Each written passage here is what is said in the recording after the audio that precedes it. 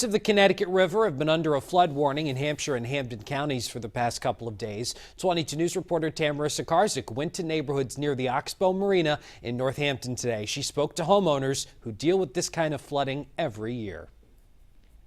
You might think you're looking at a pond, but this body of water isn't supposed to be there. This is a backyard on Island Road in Northampton, submerged in water. If you live down here, you expect it. Flooding on Island Road has become a norm for homeowners. The street's about 500 feet away from the Oxbow Marina, an area that's notorious for flooding every year, some years worse than others.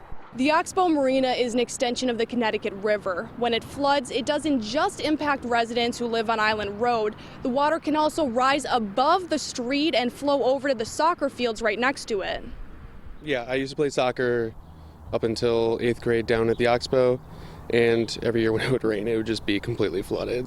Despite the flooding McSheffrey saw as a child, he returned to Island Road to rent a house years later. He's been there for less than a year now and says the flooding hasn't been bad so far. It wasn't really an issue. It never gets flooded really up here. It's just usually either down there, you can tell by the river. But back in the 80s, the residents on Island Road had a different experience. They witnessed the water rise to abnormally high levels. It's only been bad for 2 years since we've been down here, 84 and 87, but this is expected every year, pretty much, just, getting water in the backyard.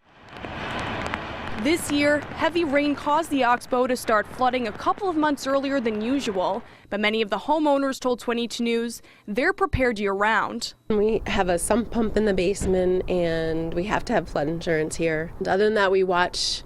There's a graph that tells you how high it's going to flood. For the residents of Island Road, it's all about paying attention to the forecast and preparing their homes before the river overflows.